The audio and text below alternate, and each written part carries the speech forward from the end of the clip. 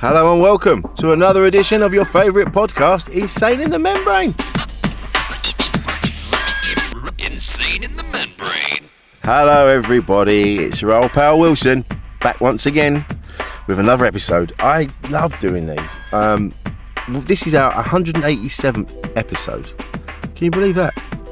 It's been nearly 4 years. Producer Paul and I were just talking. It was February 2019 we did it. We put our first one out.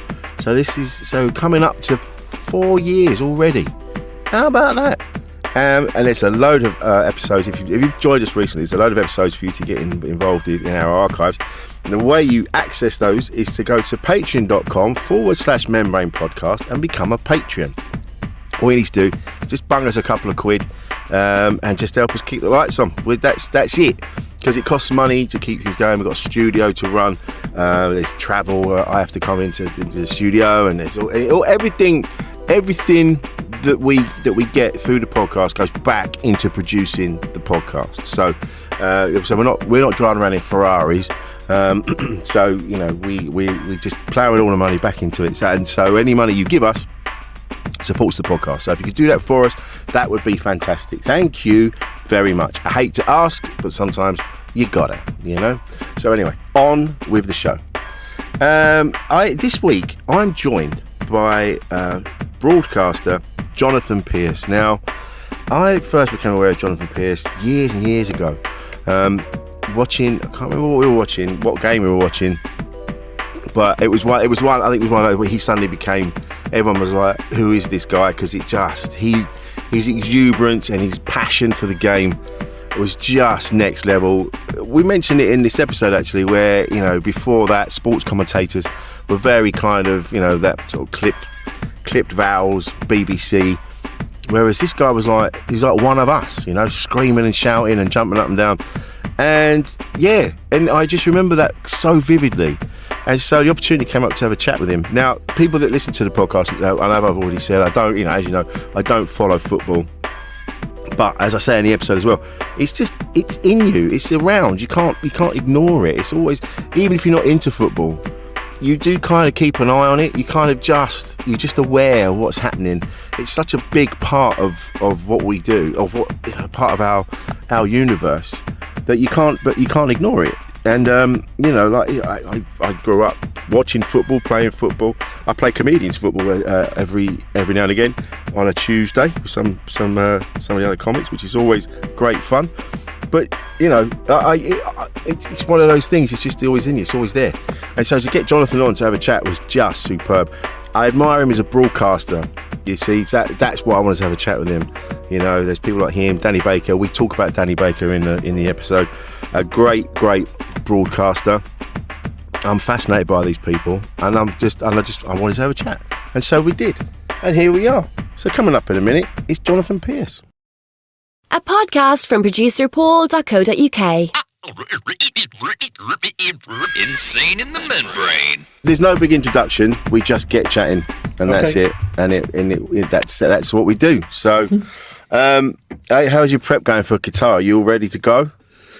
No, I'm way behind. Oh, really? It takes about, normally for a Premier League team match, about 10 hours of prep for that. But for World Cup teams, you need 2 or 3 days solid per country before you're in a state of mind where you feel comfortable. And most of that stuff you never use. Most of the stuff that you hope not to use 95% of the homework you do, because then it means the game's been good and taken care of itself. But if you use it, the more you use, it means the duller the game is. You have to fill in the gaps. Right, so you're hoping you do all this work, hoping that you don't use 95% of it, which means you waste 95% of your life. But that's the thing. I've never knew that before. It didn't occur to me. Of course, because most of us think that you just turn up, watch the game, and you're talking about the game that's happening in front of you. But of course, you have to know things. And it didn't occur to me before. How do you feel though with having to do that? It must get a bit. Sometimes you're like, oh, I'm not going to use half of this, but here we go. Especially with something like Qatar, it's so massive and so controversial as well. Yeah, when I did the draw for the venues live in 2010, 12 years ago, and England had a good shout. and all the other countries did. Australia had a good shout over there, and we saw the presentations beforehand. Weren't in the actual room where the FIFA delegates were when they made the decision. We could see all the presentations, and ours was good. And Prince Harry went over there, and Prince William went over there. David Beckham was there, and we thought we had a shout, but that was instantly blown away. When Russia got 2014, I sort of understood. This is pre what we're going through now. Sort of understood because no Eastern Bloc country had it, so I sort of understood that. When Qatar came up, I was absolutely, totally destroyed because it's got no football pedigree. No. It's got no decent high-level football there. It got better, but the problems that exist that people have been picking up on now, on human rights, on homophobia, on lack of opportunities for women, existed then. And I was so shocked. I think I said on air, just get me out of here. I want to get home and have a shower because I feel unclean. And a lot of people criticised me for that. But it was more about it wasn't a comment necessarily on Qatar, the country. It was a comment on the process that got them the World Cup, which was so flawed, so corrupt. And yet Sepp Blatter walks free from a court of law, innocent of large-scale fraud only recently, and so too did Michel Platini, and they were right at the very, very heart of this. But apparently in the court of laws, they're innocent. Unbelievable. There you Unbelievable. Are. Yeah, I know. And this is it, isn't it? I remember being in Qatar. I was there a few years ago when they started to build the things, and it's massive. But that's what I mean. That's how recent it is. I was there when they started to build it. So as you say, it wasn't even there. Do you know what I mean? It's the whole thing's ridiculous. But I think that's it. If you examine it all, if you examine everything too much, it's just you'll never get out of bed in the morning. No, I think people will be critical of it right until the first ball is kicked, and then the football will probably take over. That's the way it normally is. There were critics of Russia, and people thought we weren't going to come back from Brazil or South Africa because there'd be trouble over there and blah, blah, blah, and state of crime. And I thought the South African World Cup was wonderful, one of my favourites. Never felt in any danger in Cape Town or Durban or Port Elizabeth or any of these cities I went to. Johannesburg, different story. Brazil was always felt threatening for me in Rio, but went off. We were all okay. And again, the football. Once you get into the football, you just you embrace it and get carried away by the drama of it all, the story of the developing World Cup. But here, I think there's going to be big criticism, and I don't think the major broadcasters are going to shy away from that. Certainly, unless I'm stopped from doing so, I will mention in my first commentary, which is Netherlands against Senegal, the day England play their opener, I shall mention the fact that, there is abuse of human rights in Qatar. And, while I'm honoured to be asked to do another World Cup, which would be my 11th in all, and honoured to be part of the BBC coverage, I don't think I should be there. And I don't think the World Cup should be there. Blatter has even come out now and said it was a mistake because the country's too small. I mean, it's a country the size of Wales with a population of Birmingham. In Doha alone, there are 5 stadia. What are they going to do with them afterwards? How are they going to fill them, Yeah, exactly, yeah. They're not. But this is it, isn't it? It's corruption at the end of the day, as you said, that just ruins everything. I remember my dad telling me when I was younger. My dad was a civil servant, and his boss was Gordon Brown. And I remember him telling me when I was very young that the world is corrupt from the top down. Never forget that. Wonderful man, Gordon Brown. Yeah. And my dad said that, and I remember.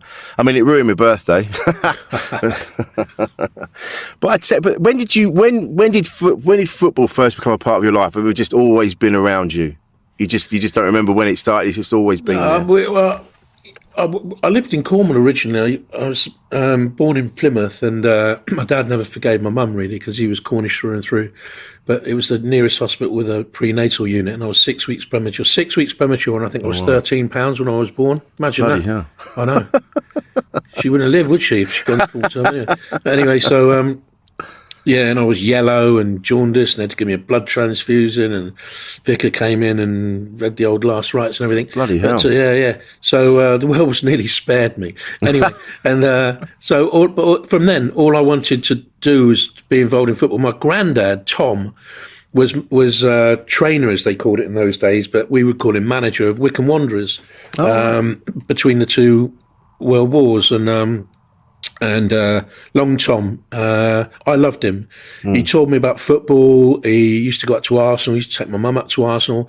He told me about Wycombe Wanderers. He just took, they told me about the great teams of the 30s, Huddersfield and the Arsenal and all these teams. And from afar, I just wanted to get involved.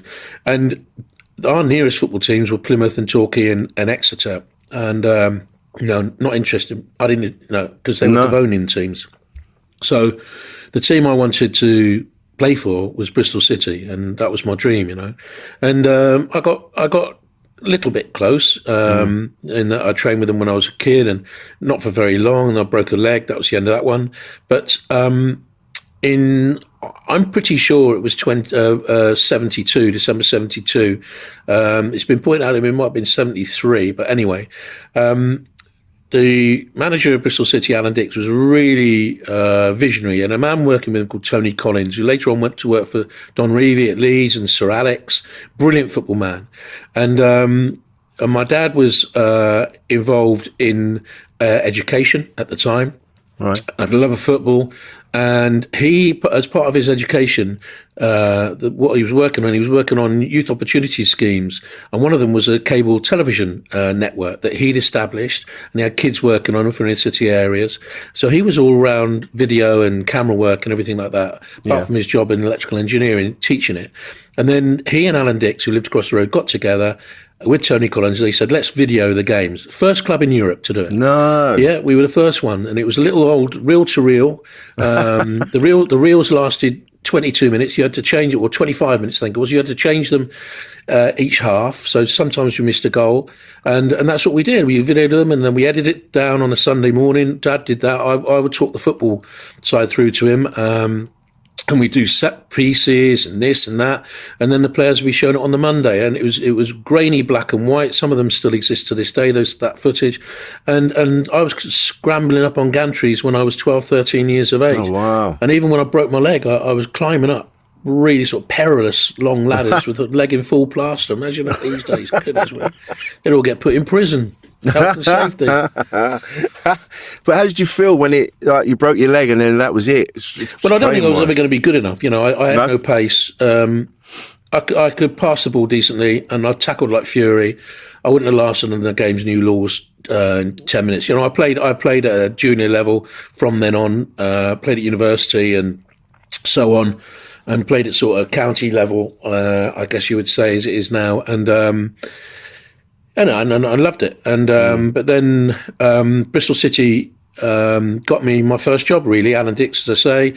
A job came up on BBC Radio Bristol covering their games. A really cracky old newspaper journalist called Herbie Gillam, who spoke like that. He was on the radio and spoke like that. Bristol City 2, Scunthorpe 0. Oh, amazing. And he was a wonderful man. And we used to travel to away games, Dad and I filming, and he'd be in the car and telling me tales of journalism back in the 40s and the 50s. It was all bewitching to me, wonderful stuff.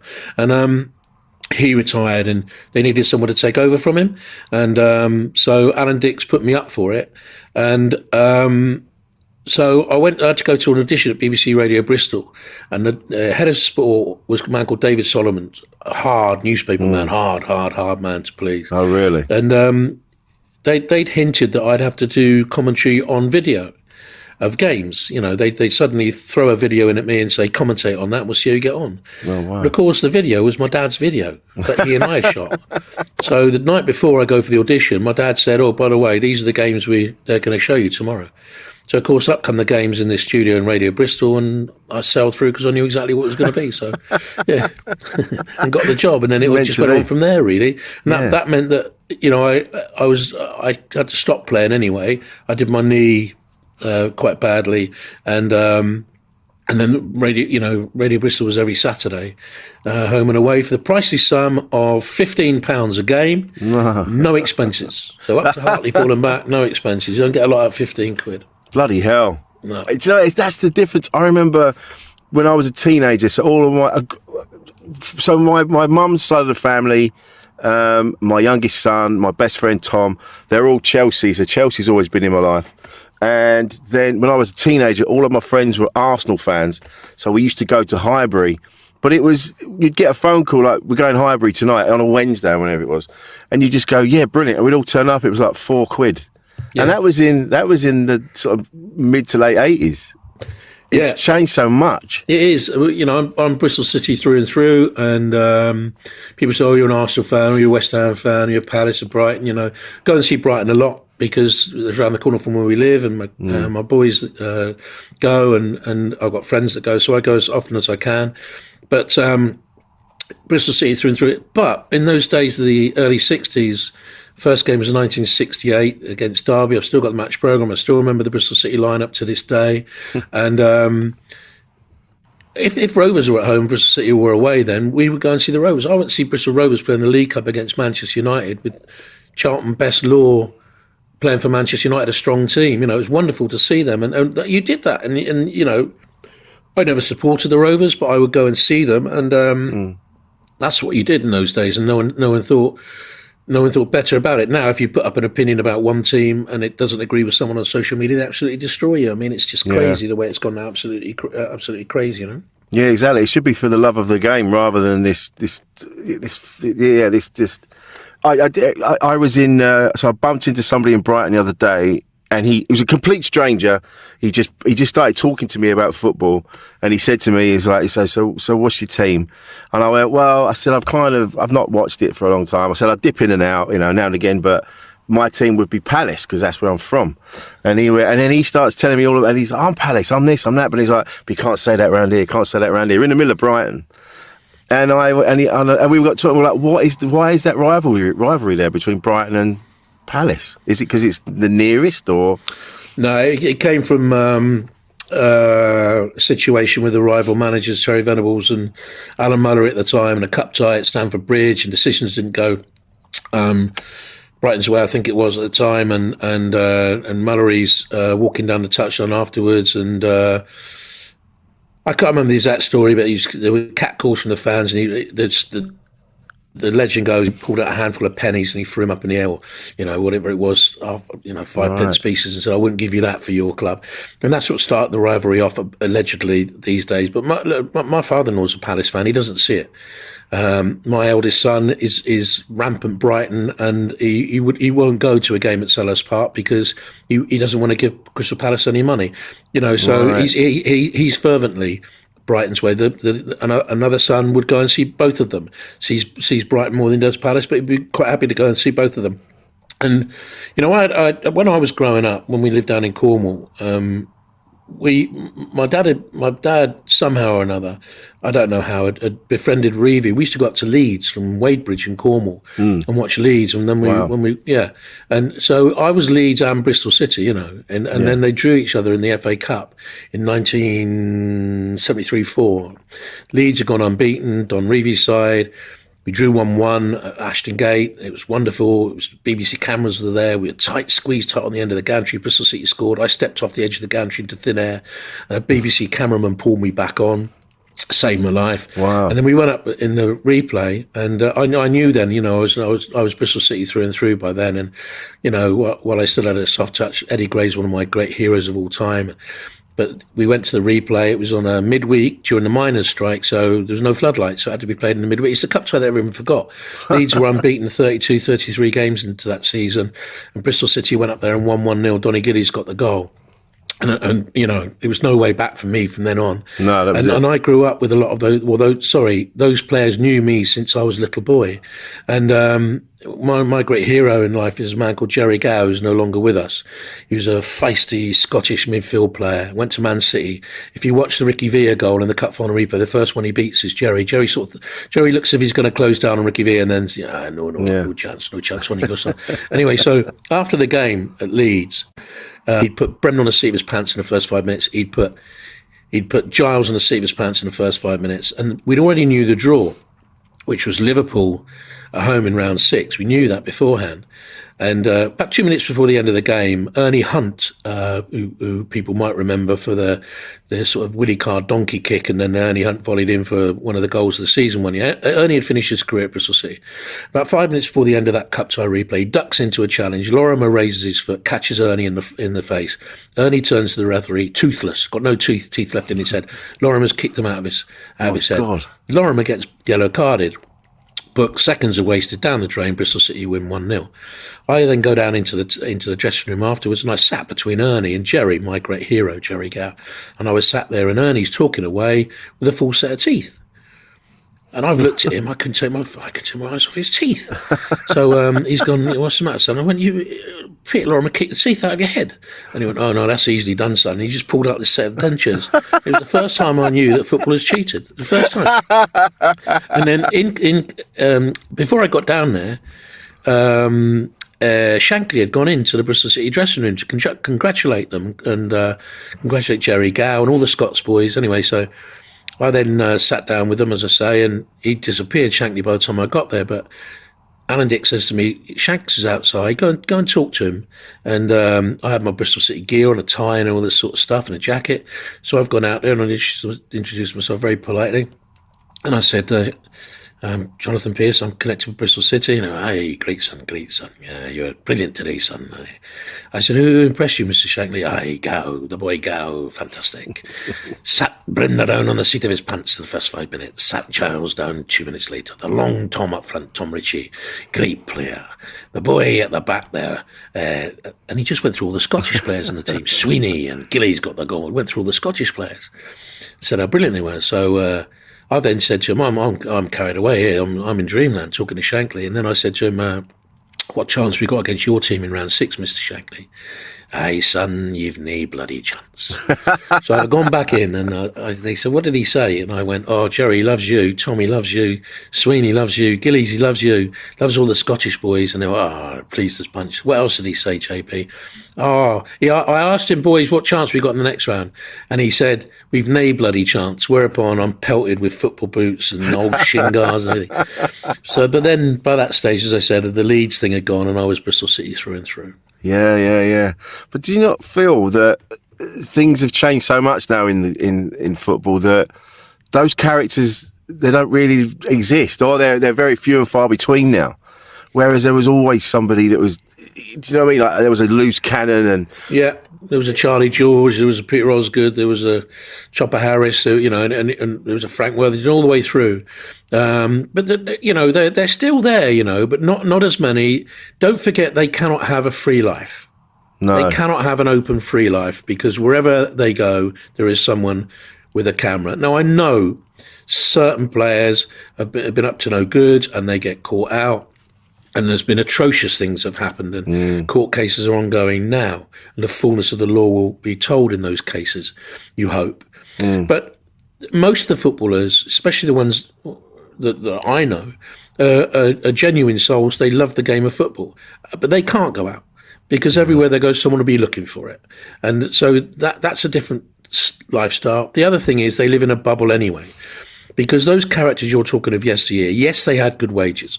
Yes, they had better wages than everyone else since the abolition of the minimum wage back in Jimmy Hill's day in the early 60s. But there wasn't the golf. No. There was never that golf that they're earning a week what someone will earn possibly in a lifetime. £400,000 a week. It's obnoxious. So they live in that bubble anyway. So you're not going to know if they're characters. Also, when they do interviews, there was a day when I started at Capital Gold in London, I'd be welcomed into London Coney, the Arsenal Training Centre, Chadwell Heath, out of West Ham, Chelsea, Tottenham. You just go in there and talk to people. Nowadays, it all has to be done through phalanx of press people and agents, and then you're sometimes told what you can and you can't ask them, and so the players don't really get the chance to show what characters they are until they finish playing, and then one or two of them come through. Michael Richards, look at the character he is on television. You never would have known that when he was playing, and there are more of them like that. But for me, you and I are talking on a day when a character is included in an England squad for a World Cup in James Maddison, and I'm so pleased he's there because he is a character. And he's maturing. He might have been a little bit doolally over the last couple of years, once or twice, but he is maturing. And there are one or two characters in that squad as well. And I'm glad to see that. I really am. Yeah, that's what because I remember football. Even if you're not into football, football is such a big part of us. It's in our DNA. It just is us, isn't it? You can't escape it. Even if you're not into it, you're always aware of what's happening. And I remember when I was at school when it was Man City and Tottenham, and it would have been 87. No, it would have been way before that. 83, early 80s, 81. The cup final? Yeah. Yeah, it's 82. Something like that. It was 81. 81. And it was that big a deal that we were in school. Our sports lesson that afternoon was just talking about the game that was going to be coming up. That was the replay you were talking about. That's it. Yeah. With Joe Corrigan and everybody, and that's the one that Jerry Gow played in. As I said, he's my hero. Yeah, he played in that. But that's how big a deal it was. It stopped school, and we were all talking about it. And and it, like I say, it's just in us, isn't it? It's just, and it just felt. I don't know if is money pricing people out. Like whereas before, like dads would take their sons and families would go, but. Now it's too expensive, it feels. It is very expensive. One or two clubs are adopting better pricing policies for certain games. I see West Ham for a European game, I think it might have been a League Cup game. It was kids a quid only recently, which deserves praise, and they're not the only ones in doing that. There should be a maximum price for travelling fans going to an away game, and I know there are moves afoot to make sure that's right across the board. They've been working on that for the last couple of years. Season tickets are astronomically priced, but then they will turn around and say, "Look what you pay for a theatre ticket." Some tickets in the West End can cost you 3 figures. Look what you pay to do this. Look what you pay to do that. That would be their argument. One thing I do think has changed massively is that there are no walk-up ticket availabilities. No. So, like you said, when you were a kid, I fancy going to West Ham today. Let's go across to West Ham, and you would go. You can't really do that anymore now. There are touts, but you don't want to go down that route necessarily, and so that's a shame. I would also say we're saturated with football. Look, I make a living out of it. So there's some weeks that I will do the match of the day on a Saturday. I will do Ligue 1 on a Sunday for BT. I'll have already done another game off Tube on a Sunday morning.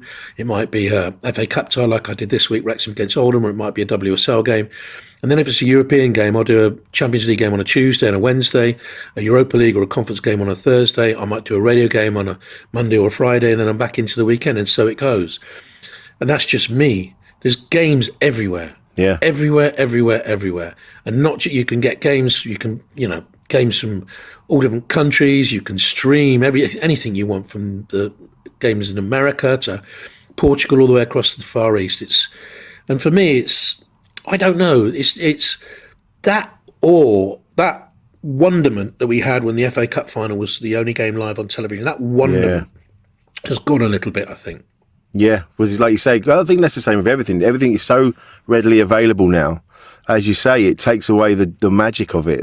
Like I say, that game stopped school. We were ready. We weren't talking. We couldn't. The teacher that couldn't concentrate on anything else. It was and your parents. Everyone was talking about it. But now, as you say, it's just I do miss those days when So it was like comedy. I'm a comedian by trade, and I remember when one of my heroes, Dave Allen, would he'd have a TV show coming out.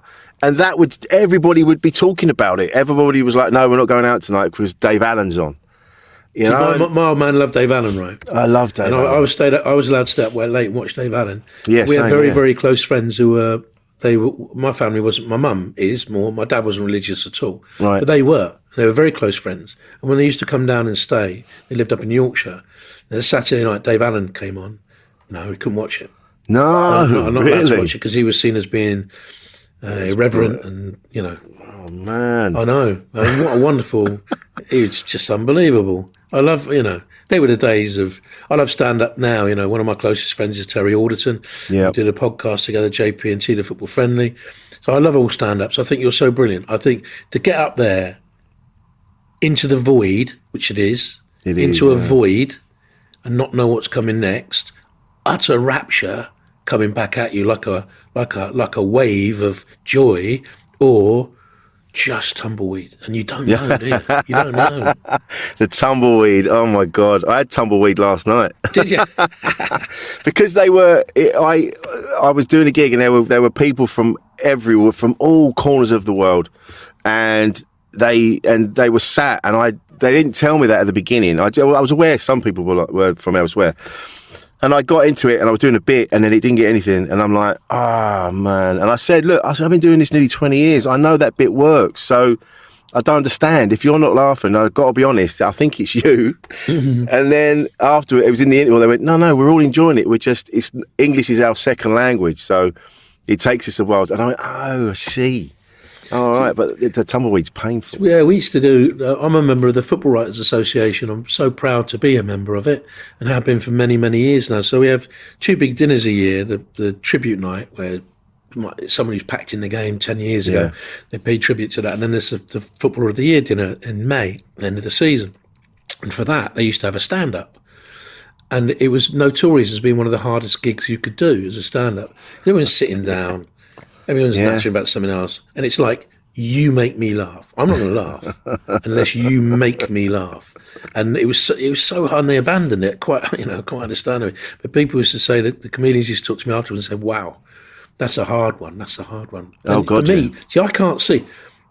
When I'm doing a commentary, radio or TV, you can't see them. You can't, I did the Women's European Championship final for the World feed this year. The BBC didn't want me to do it anymore. But after doing it for 10 years, I did some matches for them this summer, but mainly I was doing the latter stage. I was doing for a company that does the World feed, a brilliant company called Gravity Media. And we had 126 million around the world, I think, watching that final of the European Championship. You can't think of that. That's unthinkable. No. And if I stand up in front of a room to do, say, an evening where I'm presenting for our family charity, the Lily Foundation, and there's 400 in a room, I am physically sick before I do it. I've got one next Tuesday, which is a very, very lovely little, fantastically intimate night at a restaurant in South Croydon called Bagatti's. He was the first one, Peter Bagatti was the first one to support the charity with an event. So we carried on doing it 13, 14 years. There's about 100 people in the room, and I'll have to get up and do the auction and do a couple of, I'm quaking now. Isn't it mad though? Like you say, you talk to millions of people. Yeah, but I can't see them. Can't see them. Yeah, can't see the white of their eyes. And the thing is, as well, you're so exuberant, and that's how you came to prominence. Was your passion and your exuberance? Because before that, there'd been a couple of people, not on your level. There'd been people. It was all very kind of BBC and years and you posits to blah blah blah, and they'd go to that. But you were the first person that you were on the level with the fans, like. Just like getting into it, and so to know what you do, and then to hear that actually, if you were in front of people, that's blown my mind. That of course, I was very lucky with that, because I'd been commentating that way since I used to play Subbuteo up in the attic, and I used to play against myself, so I always used to win, so I was just excited. And the commentators I was doing it, they used to lock me up there, parents, dreadful people. Anyway, so then when I first started working for Radio Bristol and Radio West, the independent sector, I carried on like that because that's the way I wanted to hear it. But really, it was Capital Radio that gave me a chance. And the man who was the visionary man was a man called Richard Park. He was a brutal man to work for. He was very, very hard to work for. Very demanding. But he knew his football. He was a massive football nut. He'd done the job. He'd been a commentator in Glasgow. So he knew the job. He knew football inside out. A real football man. It made it very hard sometimes to work for him because he wanted us to be what we became there as a group. I'm not just talking about, it's not the real we. It's that we had a tiny team, 2, 3. By the end, Capital had grown into a big organisation, owned stations around the country. I think we had commentary deals with about 72 of the 92 clubs. And I was group sports editor, but never lost that. Well, I did all the admin and all that sort of bollocks. And the budgets and all that sort of stuff used to kill me, but I still used to go out every opportunity I could and commentate, and with that same enthusiasm, because he wanted it. He knew that's what the fans wanted. They wanted to hear football fans talking about football. They wanted an opportunity to voice their opinion in the phone-ins. Danny Baker had already done what is now called 606, and he did it brilliantly. He's the master at it, Danny Baker. Yeah. He's a master at it. And but we were the first ones to do it out live. So we did it at the grounds. And we used to sit there, 20 to 5, the game finished, and we'd still be there at 7. Some nights doing the phone-in, you know. And that was revolutionary. And he just wanted to push the boundaries all the time. We commentated on cup finals, from the FA Youth Cup final up to the World Cup finals, did the World Cups and the European Championships for the whole of the country. It was a wonderful time. And I'll tell you what, it was a wonderful time, because we laughed. Oh, yeah. We worked really hard. We played really hard. We had good people to work with. I was lucky enough to work with Bobby Moore, Frank McClintock, Alan Mullery, Malcolm McDonald, all these people. And we didn't have to play hard. Yeah. But we laughed. It was just hilarious. And also, it was a music station, Capital FM. But before it became Capital Gold, they were already buying into what we could do. The DJs like Chris Tarrant and Mick Brown were brilliantly supportive. He used to play the commentary in their programs, and I was so incredibly lucky to be part of that. But like you said, that's what we wanted. It was like you'd hear commentators in other countries just screaming and cartwheeling around, and we didn't really have that until you sort of came along. And that whole kind of, it just changed everything. Yeah, you know? When Tony Gale came on board, which was 89, I think, through when I left in 2002, and it was just hilarious. You know, we used to do. I mean, when I was working with Bobby Moore, we did a cup tie once. It was a League Cup tie, Arsenal against Grimsby, I think it was. He was up against Champions League live on ITV. So we knew we had no one listening to us at all. No, who's going to listen to that? Watch Champions League live on the telly. So we did 45 minutes in rhyming slang. First 45 minutes in rhyming slang. And no, didn't have a complaint. Imagine someone tuning in for the first time hearing these two waxing lyrical. And then when Gailey came across, we used just to laugh during games and try and put each other off and corpse on air, and be laughing for 2 or 3 minutes in a row. And we did a World Cup game down in Montpellier, I think it was. Somewhere down there, south of France, in '98. And I was telling this story on the podcast the other day, and a very young Samuel Eto'o was playing for the Cameroon. And I've gone through the team line, Cameroon line-up, so back four, so and so and so and so. And up front, they play with the two, so and so and so and so, and a 17-year-old Samuel Eto'o. And as I've said the name Eto'o, Gailey starts singing Tinky Winky, La La, Eto'o, Po, right? From the what's the names? Yeah, the Teletubbies. Teletubbies. So I've laughed then, but every time he touched the ball, and I've mentioned Eto'o for 90 minutes, not just in that game, for the whole World Cup, he just did this song. And every time he did it, it's just so stupid. And we just laughed. It's just so stupid. It's ridiculous. Just juvenile, pathetic, puerile humor. But then that comes out, as you say, that energy comes out into what you're doing. And that's what people want. That's what they attach themselves to. Yeah, I think you mentioned Danny Baker. I thought it was a shame what happened to Dan. Because he's always been around, like not with sport, but music, everything, just culture, every sort of like youth culture since I was a kid, and before that he was always around, and then to see what happened to him was just it was heartbreaking because it was he made a fatal mistake, and stupid really what happened. I don't think he meant it to be what it was meant. No, not at all. Made out to be, but at that time, I don't think there's a racial bone in his body. But no. Danny Baker is a genius. He's one of the. I've worked with some fantastic people. I've been so lucky. Danny Baker, I would say, is a broadcasting genius, and he's so full of ideas. It's absolutely criminal that he's not involved in broadcasting at the moment. And when I say he's up there. I work with Kenny Everett. Yeah, you know. right. Wow. What a broadcasting genius. Yeah. Broadcasting genius. And I'll tell you a little story about Ken. Shall I? Have we got time? Yeah, please do. Yeah. We were up for awards, Mighty Awards, not the Oscars. I think they were called the Green King IPA Awards for radio, and they were up in Norfolk way, or Suffolk. It was in the village where that Tory MP, right, Archer, he lives in this village, or lived. Okay. Anyway, and then they were in a pub in this village, so we got the old Rattler up, and the two people who were up for awards, but I was up for the sport, and Kenny was up for a broadcast of the year or program of the year or something.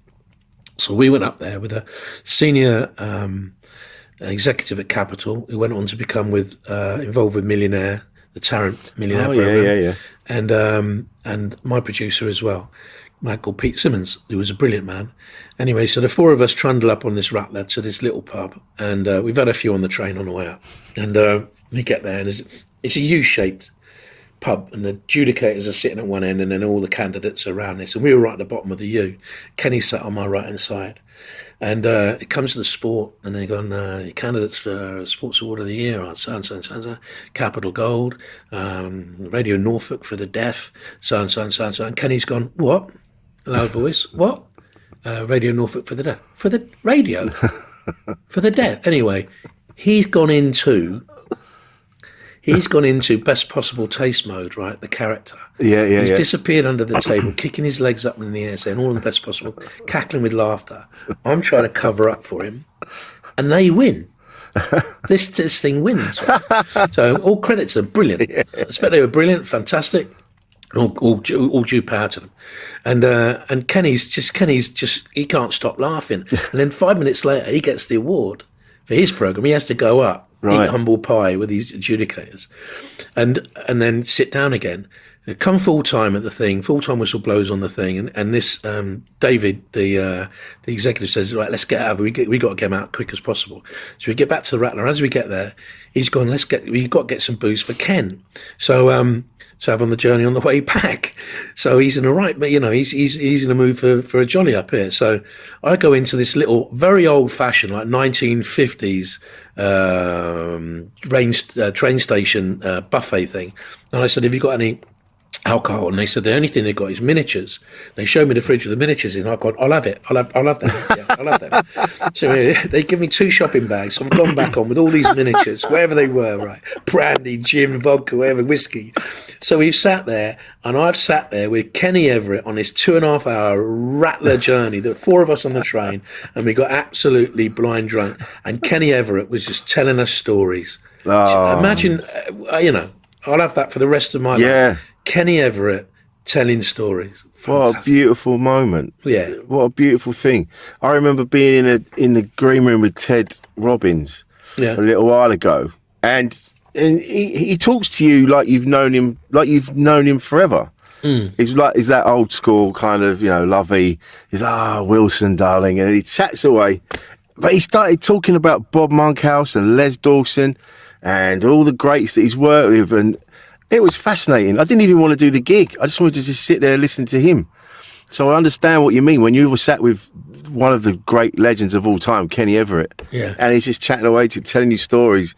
You can't buy that. No, you can't. That's incredible. Yeah, I've been so like World Cup 1990. We were out in Italy, and Bobby Moore worked with me over there. He's part of the team, and Bobby Robson wouldn't let him come into the England team hotel for some reason. So he stayed with the Irish down the road, literally just down the road from where we were. And I used to go down there and escape because Bobby Robson had got a tank across the entrance to the England hotel to stop whoever was coming in. I love Bobby Robson, but there were 1 or 2 things you thought, wow, this is a little bit eccentric. Anyway, that was one of them. And we dug a little tunnel. A lad called Mick Lowe's is a brilliant broadcaster, a great friend of mine, and best commentator I've ever worked with.